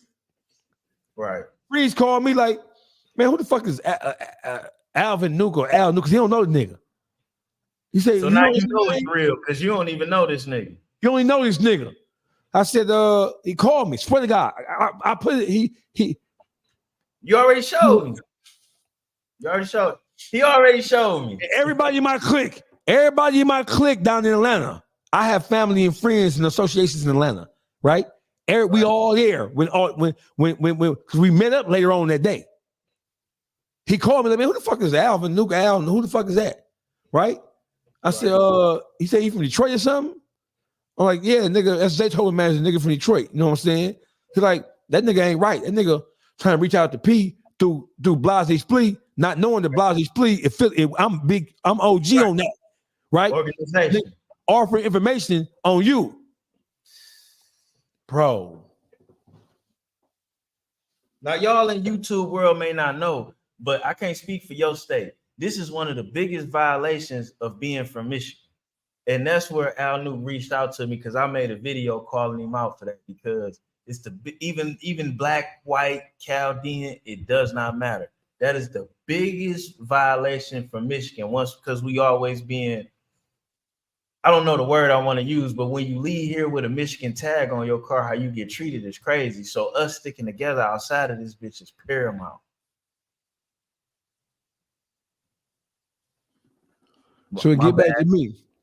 I showed you my phone records, bro. I showed you my text message. So when I found this out, right? Now, mind you, how you know what I'm about to say rings true is because of this. Because of what Al Nuke has said. Al Nuke said that I have been talking to him crazy and he let it go. Right? Right? He said 2 times, right? My nigga, I showed you text messages going back to 2020 when I have cut into that nigga raw about the artist, the R&B artist, the Natari chick, about all the little pillow talking he was doing, which is what him and Leatherback Wine got in common, right? Yeah, and he trying to accuse you of being the one that was doing some pillow talking with the artist. I mean, that was the whole point of him coming on because it's like I can't speak for you, but you come onto my platform and speak for yourself. Hey, listen, pillow talking with the artist, I put all the money up. I found her. You heard him say that Dawgface, I'm working with Dawgface on this. Dawgface, right? Her father, 5-star Nick, who's one of Blade's best friends, is his daughter. Arius, aka Notori, right? Right. He sent it to me before, but I didn't have time to deal with the shit. And when I did listen to it, it wasn't there. It took Dawgface to go to the studio with her and create music and present it, right? Right. Here's what you don't know, bro. I'm gonna give you a scoop. When I we went to the studio and I completed 2 songs with her. Our studio session was at midnight to 3 a.m., right? When she got off work. She worked for Alicia's office, but she had a kid, so she had to get a kid situated. So we went on from midnight to 3 a.m. She did 2 songs. She wrote 2 fucking songs, bro, in a half hour. Good shit. 2 songs. Life and I think it was Therapy, right? 2 songs, right? I typed up a contract via in my email. That I seen. You seen the date, all that shit on there, right? Right. She was so good that the engineer was like, bro, where the fuck you get her from? Right. She listened to the beat. She started humming. She went in the booth and freestyled a hit fucking record. Think I'm talking about Scissor. This shit cold as fuck, right? Right. He said, where the fuck you find her at? I said, bro, I don't know. Her sister, who's a rapper under me, named Pretty Young Bitch, is the one who told me that she could sing. Okay. Right? So that's how I became familiar with it, right? When she got done, I was so excited about how good the songs were. I sent the songs to Al Nuke at 3:30 in the morning when I was driving home from the studio. As soon as you left the studio. He told me, he the next morning he said, bro, stop calling me 3:30 in the morning. Nigga, my girl think it's a bitch calling. I had to show her, because my phone, I was calling nigga like, nigga, I found one. Right? I found one. So the music was that good when you first heard it, pumped up. Natari, the project is called Bittersweet with production from Helliver, TNB Beats, who were part of OVO camp, Drake OVO camp in Toronto. I produced one of the songs on there myself. I learned how to make beats during the pandemic, so I produced one of the songs. Helliver's on there. Dre Butters is on there. Cassius J is on there from ATL. So listen, bro. I sent the songs to him and I called him, followed up. I sent it to him and I called her. She the one, Nuke. She the one. Let's try to get her a deal. Show her to Zay. Right. When the pandemic shut the world down, Zaytoven was inviting artists to his home to perform on live. Right. On live at his home. He had a sound stage set up. He played the drums and the keyboards and shit. She was the first person that performed on Zaytoven's live when the pandemic shut the world down. Right? Okay. Right. I paid for all 6 songs. You want to know what the fallout was? The fallout is that I took her to Al Nuke and Zay presented the 2 songs with her. I didn't have a management contract or a record deal with her, bro. I had a 6-song production agreement with her. There was no time on it. There was no, you have to do this by this certain time. There was no requirements that she must do it or any of that. The agreement just said, you read it. You getting the 6 songs. Basically, I'm getting 6 songs. I'm paying for everything. Right. I spent $25,000 on a 6-song EP.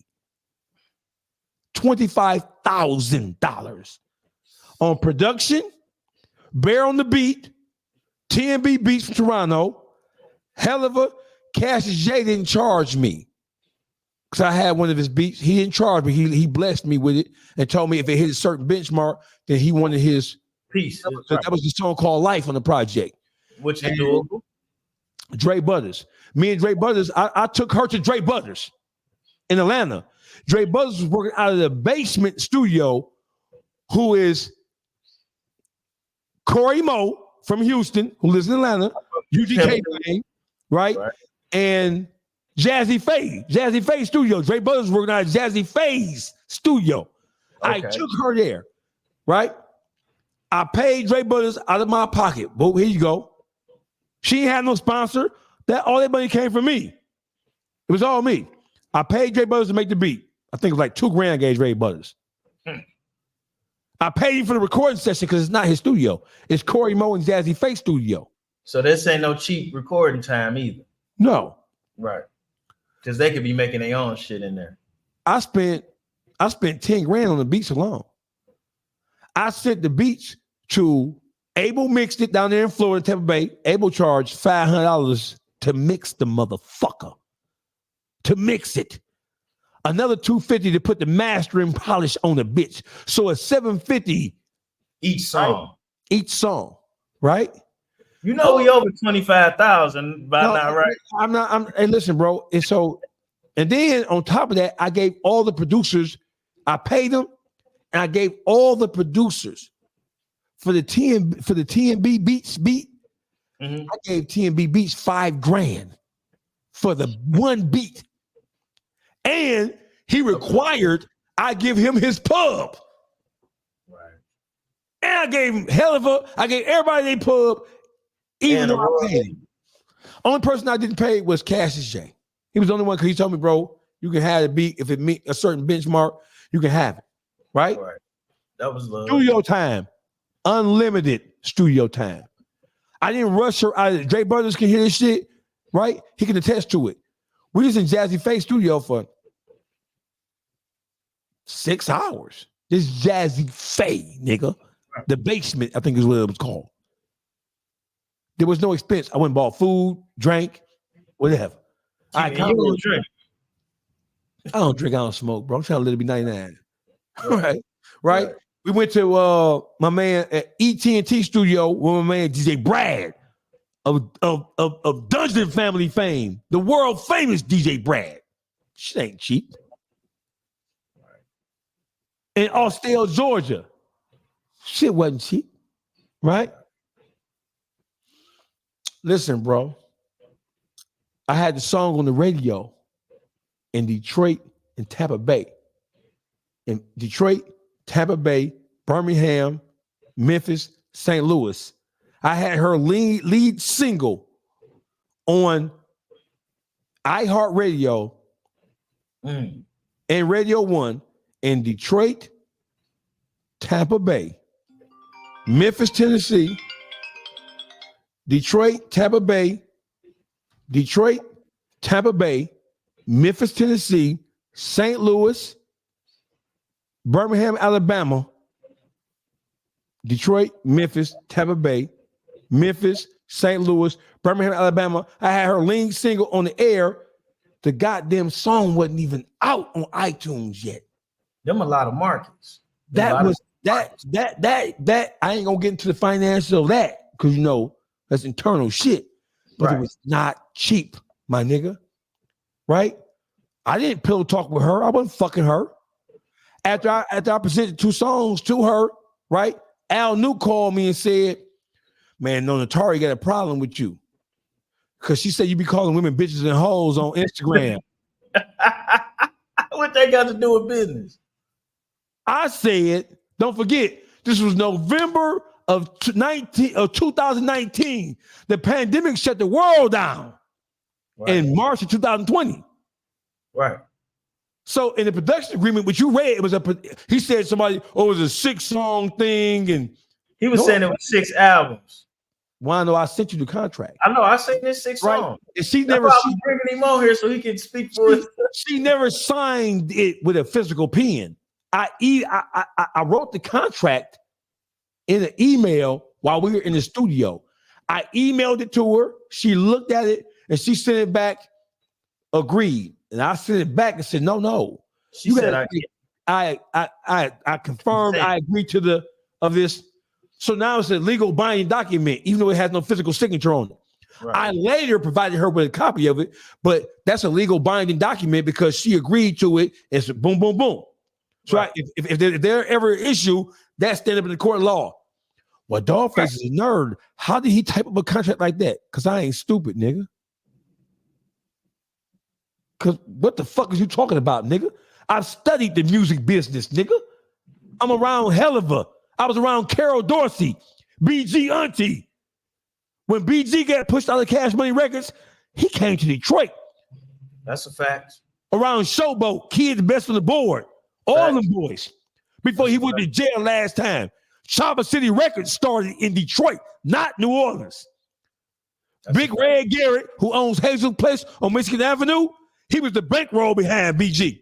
And his aunt, Carol Dorsey, who his mama Vincent's sister lived here. That's why BG came to Detroit. He didn't come to Detroit for no reason.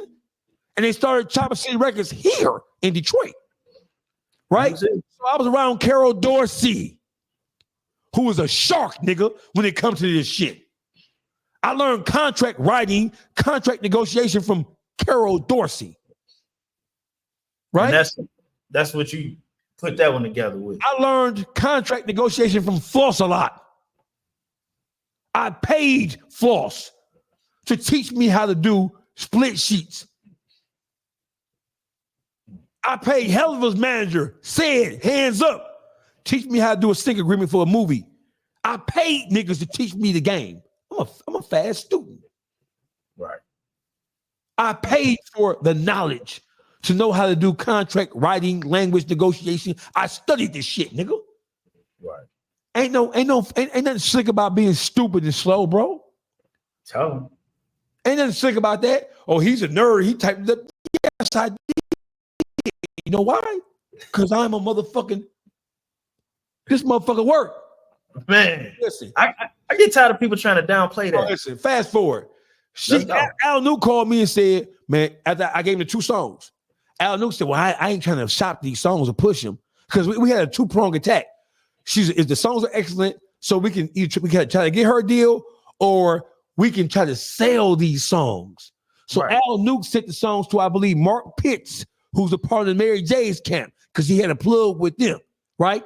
Manager, dude. He sent the shit to Chubby Baby during the pandemic, and Chubby Baby played the songs on he did a music review during the pandemic, and Al sent the song to Chubby Baby, and he put the song on there, and Chubby Baby loved it and said, I'm going to send her to Ayo and Keys, who are 2 of the biggest songwriters from Atlantic Records in the world right now, right? Okay. He said, man, I'm really trying to push this shit because I ain't got no, I'm really pushing your shit with her. This is your shit. I said, bro, in the agreement, it says that we can't relinquish or give away each other's rights. That's what the agreement say. Go back and look at it. And it says that before she can't give away anything. I wanted to lock her in. You can't give away nothing without going through me. You can't give away no percentage of your share of the songs, publishing, masters, none of that. Without you got her locked in to where she get her 50%, but she can't sign her 50%. You can't sign it over without me agreeing to it. So if that was some, oh, that nigga slick, you motherfucking right, because you know why I'm paying for this shit. So how dare I never gonna let you give my work product away when I paid for everything. Oh, I wrote the songs, I sung them. And without the money, it wouldn't happen, motherfucker. Right? So I locked her in before you, and I said any marketing, advertising, any videos, anything that's related to this particular body of work, I have to give final approval before you can do anything. I put the money up. Why would I do that? Why shouldn't I do that? Fuck is you talking about, nigga? It's only right. Right? So listen, he called me, he said, man, Natari said she ain't really feeling you, man, because you be calling women bitches and hoes and your social media, like the shit I do right now. Right. So I said to him, nigga, why she feel comfortable telling you that? I brought her to you, like he said. Right. Why she feel comfortable telling you that about me when she don't even know you, bro? Right. He had never met her before. 5-Star Nick had sent her daddy had sent Al Nuke some songs years before that. He had never met her before. So why all of a sudden, when I'm the one paying for everything, do she come to you and feel comfortable with you telling you something about me? Right. Now, mind you, we did the first 2 songs the first day I met her at the studio. I had never met her before. Her sister's the one who told me about her. So that's how I even discovered her, found out about her to begin with, right? Right.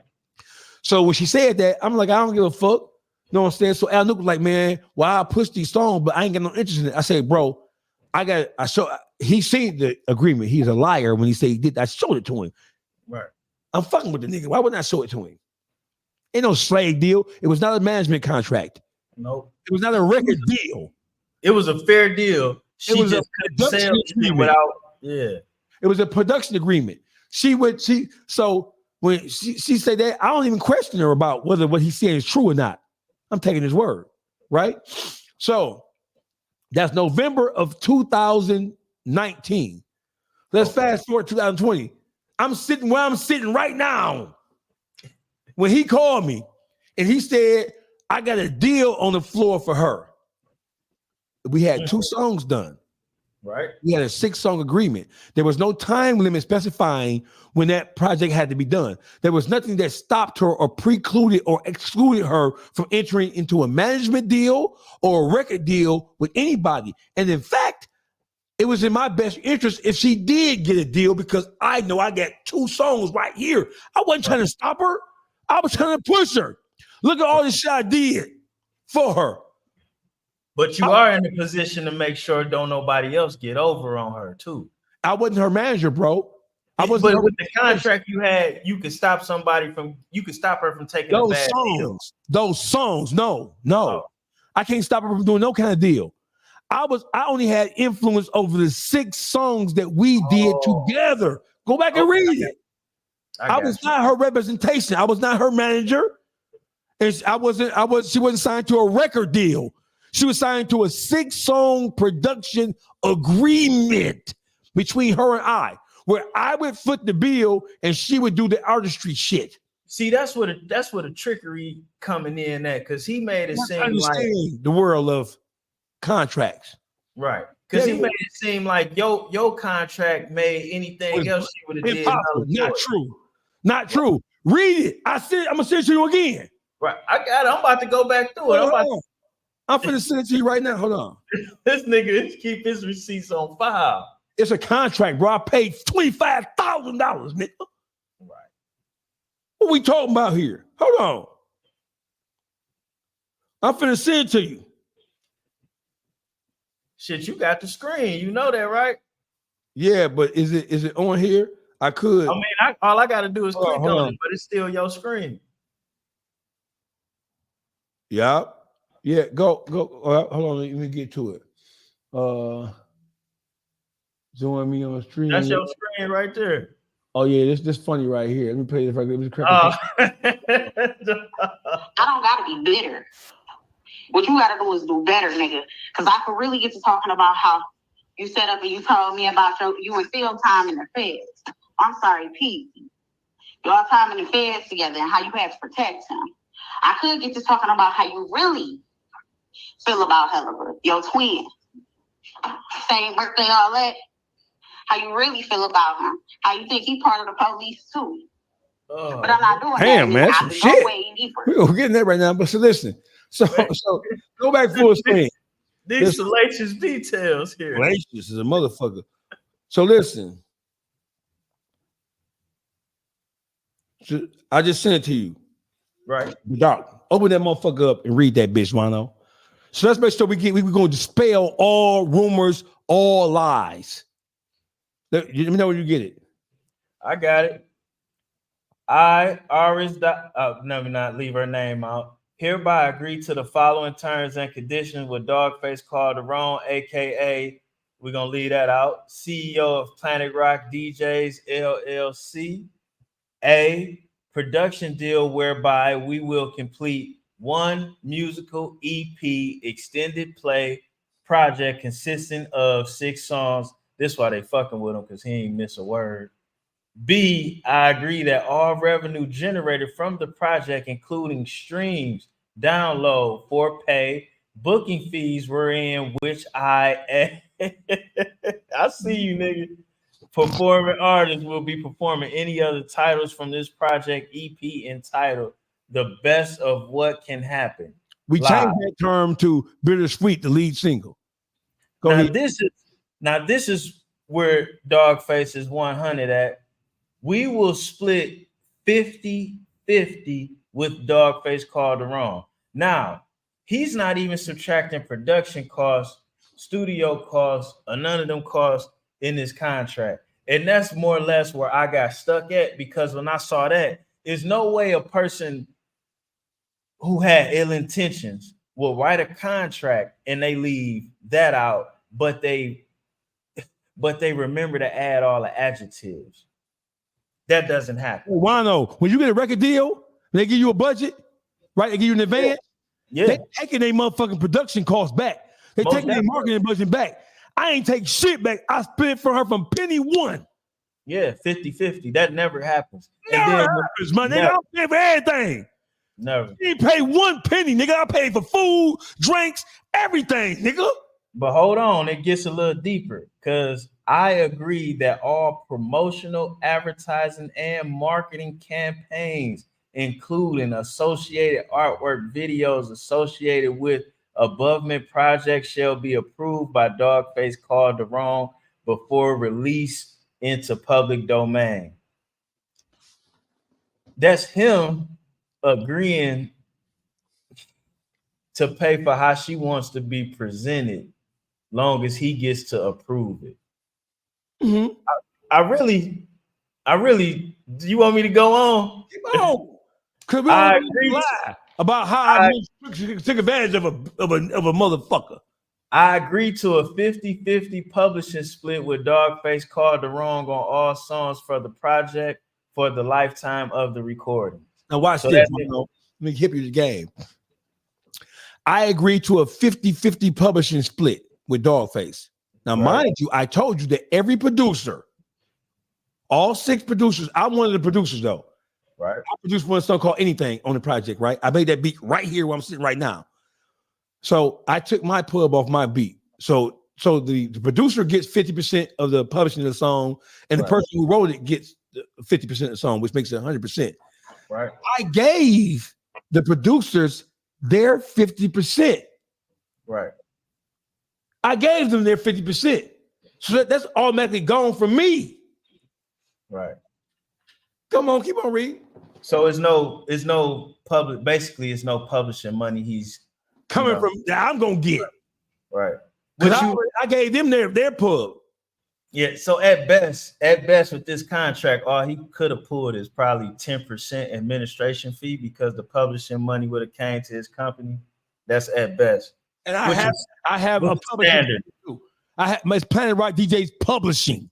Like Puffy had Bad Boy Records, but he also has Bad Boy Publishing. Right. I'm the administrator of all this shit coming from that. So that means he could have published it through his publishing company and kept most of all that, but he didn't do that. I did publish it through my publishing company. She didn't have one, or at least she didn't tell me she had one at that point in time, right? So I pushed it through my shit, but she got her full pub though as far as writer's credit. So that's even deeper. So you took a tax hit for that, because if you published it through her publishing company, through your publishing company, but you gave her 50% and the producers 50%, but you took in the money, so you took a tax hit. Here you go. Here got a fucking tax bill. Here you go.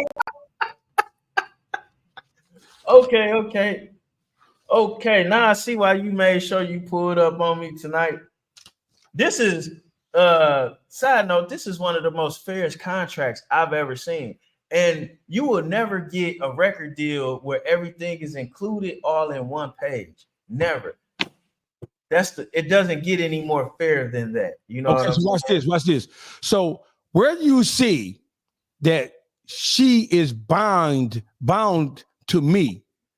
Where there's no contract start or limitations dates. There's no what would that term be? We're in a certain amount of time. There's no time frame. There's no we have to get it completed within 6 months, 8 months. There's no time frame. There's no restrictions on it.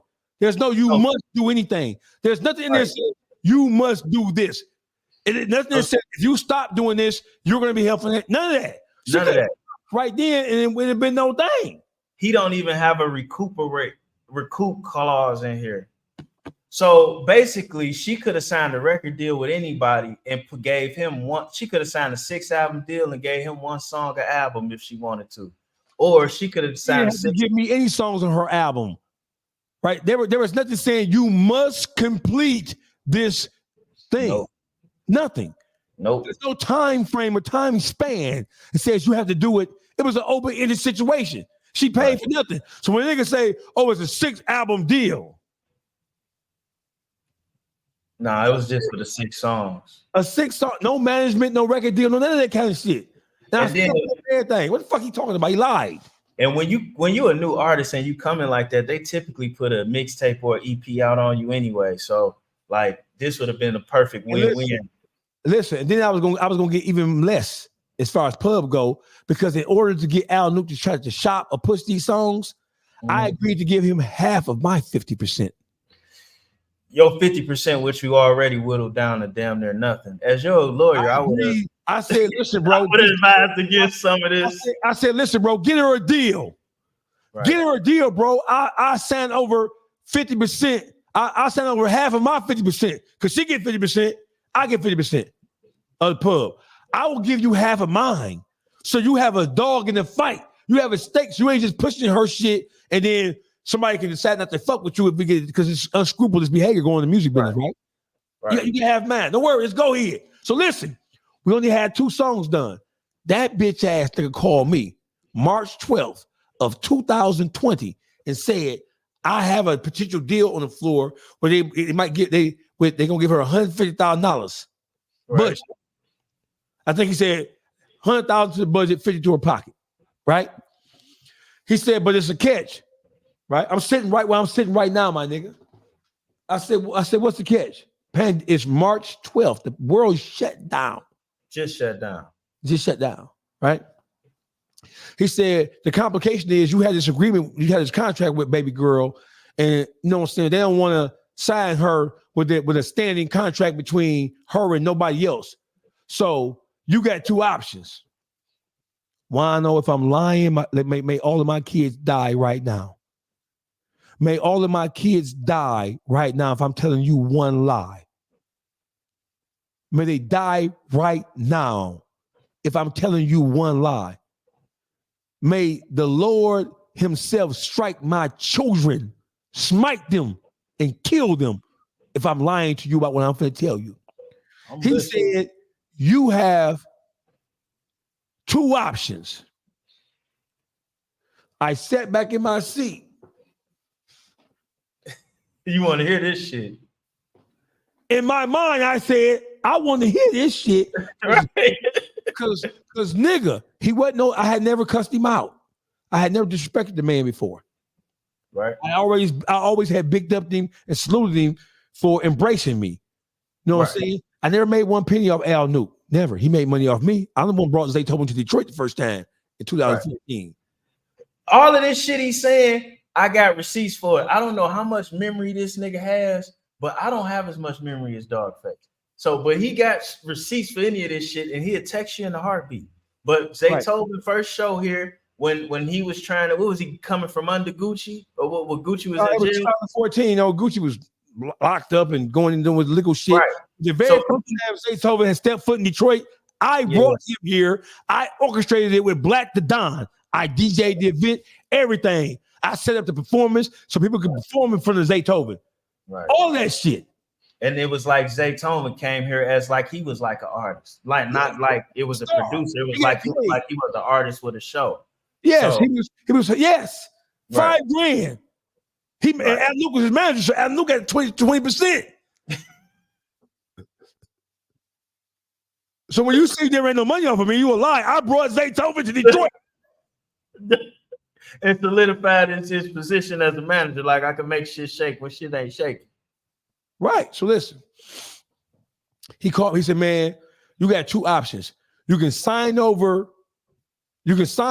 and nullify the production agreement y'all have, where it's all I have is the 2 songs that we already have, which I've already agreed to give him 50% of my 50%.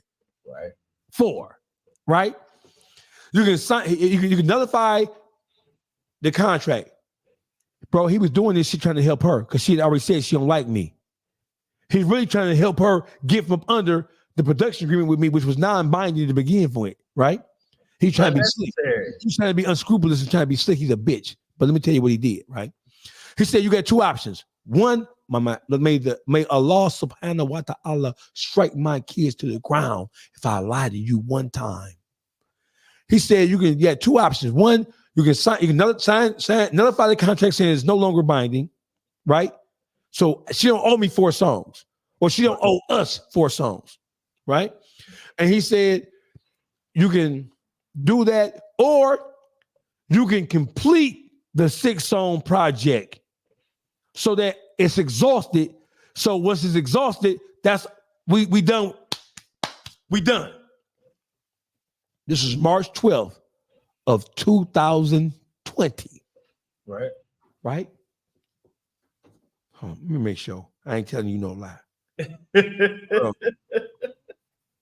We know you got your dates right. Hold on, bro. Let me go to 2020. Hold on, I'm tell you. Hold on. Whoa, yeah. March 12th, 2020 was a Thursday, right? Don't forget. Listen, we had 2 songs done while this is March. Right. When the pandemic started shutting the world down, I ain't see her. She live in Atlanta. I'm back up here in Detroit. I hadn't moved to Atlanta. I'm back in Detroit, my nigga. I was in Grosse Pointe, right? He said you got 2 options. One, you can nullify the contract saying no further obligation towards that, or you can complete the project. And when you complete the 6 songs, 4 more songs, that will end our agreement because the songs will be done, right? So I said to myself, this nigga trying to be slick. At this point, this was the first time I cussed this bitch ass out. Right? So I said, oh, that's my choices, huh? Remember what I said, if I lie to you, I hope my kids die. I said, did my choices? I already got a place in Atlanta. He don't know I got a place in Atlanta, right? My daughter is a nurse. Don't forget, we could not drive during the pandemic unless you was a first responder, right? Right. I had my daughter to give me a first responder letter so I could travel. I get your ass down there, huh? So I was able to leave from my house because flights, everything was suspended. I was able to leave from my house, come to my office. Man, during the pandemic, niggas want to come to my office, bro. I got TV, food. We can barbecue out back. You know what I'm saying? It's all gated and secure, everything. I was able to avoid being bored in the monotony of the pandemic shutting the world down. So I was able to go from my house to because my daughter is a first responder. So I was taking her to work at Henry Ford Hospital. So I'm a first responder too. You hear me? I told this nigga on March 12th, 2020, I said, because I hadn't talked to her since because she stopped talking to me. He got her. He fucking on her. In her head. He in her head, right? So I said, I said, hold on. I picked up my other phone. I called DJ Brad. I said, Brad, where you at, Brad? He said, I'm in Austell. Right? I said, man, I need to get in that studio, my nigga. He said, where you at? I said, I'm in Detroit, but my artist down there in Atlanta. I need to get in the studio Friday, Saturday, and Sunday, 5 hours apiece. Right? I got to complete 4 songs. He said, bet, doggy. I click on Al Nuke. I said, Brad, text me the address, Brad. He texted me the address. We went to ET&T Studios in Austell. I text Al Nuke the address to the studio. I said, we're going to be in the studio Friday. Today is Thursday, nigga. March 12th, 2020. I said, Brad texted me the address. I forwarded it to him. I said, we're going to be in the studio for 5 hours, Friday, Saturday, and Sunday. Right? $150 an hour. Even though I was mad because how she played me with the nigga talking about I don't fuck with him. We hadn't talked. Her and I had not talked since the end of November. We had not had a conversation since November 29th. And that was by text. Since you basically introduced her to Al Nuke. Yes. Understood. Right. We had last time her and I spoke. And me and her didn't even spoke then. Al Nuke was on the phone speaking for her. Hey, look, I got one question. Do you think a real label looked at that contract because they would have already knew it was non-binding and stuff? No, bro. Like he was trying to help her get from up under me and say fuck me, which is what this bitch ass was trying to do. Right? But it wasn't like you had a heavy thumb on her though. Bro, listen, he a manipulative ass nigga. Don't forget, he utilized the art of war and the art of the 48 laws of power to try to maneuver and manipulate shit. That's what he do. So Pete, There's more books to read, people out there. There's more books to read. Besides that shit, listen. Listen, read the Aquarian Gospel, which really destroys the art of war, art of seduction, the art of in the 48 laws of power. Read the sectarian books. Okay, but that's neither here nor there. So I said, have it ready. He was shocked. He know I'm in Detroit. I said, have her at the studio Friday, Saturday, Sunday, 5 hour blocks. I said, here go the address. Text me the address. We went to the studio because she got off work. Oh, she was working in the leasing office in the apartment structure that she lived in. We went to the studio from 12 to 5, Friday, Saturday, and Sunday.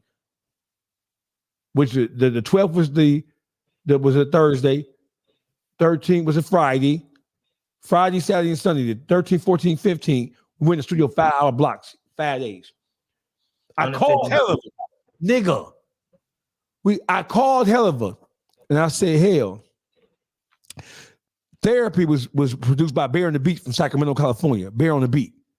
Life was produced by Cassius J. I called Helliver, Dre Butters, and TNB Beats from Toronto, part of Drake's OVO camp. Right. And I said, send me some beats. I got an R&B artist. Send me some beats. I need them right now. Helliver said, let me hear her songs. I sent Helliver Life and Therapy. He said, I got her. She on the SZA, Summer Walker type vibe. Put something together just for her. Helliver stopped what he was doing right there and made a beat for me. TNB Beats sent me beats, right? I sent the beats to DJ Brad. I emailed them to him, and I sent the beats to her, to Al Nuke, to her phone, because I ain't talking to her. Thursday. Yes. Right. So you could be prepared when I get down there. I got off the phone with him, went, packed my bag, got my first responder letters like I traveled. I drove to Atlanta, nigga. I got to Atlanta in 9 hours. I was driving so fast. What am I on the road? Fuck it. What am I on the road? But not even police on the road, right? I get out there Friday. I left out here about 7 o'clock. I got to Atlanta about 4:30, 5 o'clock in the morning. No, I left. Yeah, I got to Atlanta. I left out here 7 p.m. I got to Atlanta at about 5 in the morning. It was like 4:30, 5 o'clock in the morning. 9.5 hours I got there, right? That ain't too bad. Right, 6:75, right? We got to the studio that day. Later that day, went to the studio, but at 12. I ain't get no sleep, my nigga. I took me a shower, went to the studio, bought food. She came with her baby daddy the first time. Well, her boyfriend, not her baby daddy. She had a baby daddy. I forget his name. Right. She came with him. I guess she probably thought it was gonna be awkward between me and her. I let her work. I let her do her thing. You still the same. I'm still the same. I know you crossed me, bitch, but it's all good. I ain't tripping. I'm smelling the rat hole move right here, but I ain't tripping. Go ahead and get done. Because my thing is, so as the songs were getting completed, as she was completing it, she did those 3 songs. She did 1 song the first day, got brain locked, did 2 songs the next day, which is Saturday. Sunday, she did the last song. The last song was a song she did on my beat. Right. It was like a hustle ballroom song, right? As she's finishing them, I'm sending them Al Nuke. First thing he said to me was, why you sending me these?